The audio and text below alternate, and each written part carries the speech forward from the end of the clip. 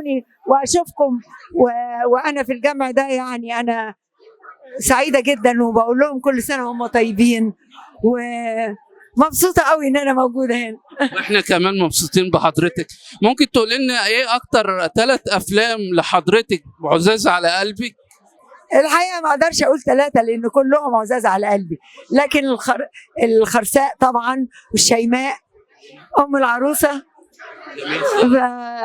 ليل وقضبان، يعني من الاعمال اللي انا بحب اتفرج عليها. يعني ام العروسه كان معروض امبارح، قعدت اتفرج عليه كاني بشوفه اول مره. احنا كمان بنحب كل اعمالك جدا. هتتابعي ايه بقى في شهر رمضان من مسلسلات واعمال؟ مش عارفه، هتابع اللي هيشدني وهقعد عليه، ما اعرفش.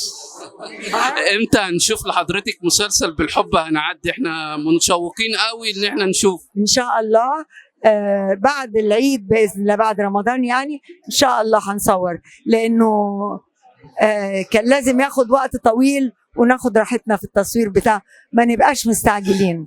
فهو عمل ضخم جدا، فكان هياخد وقت، فعشان كده اجلناه بعد رمضان.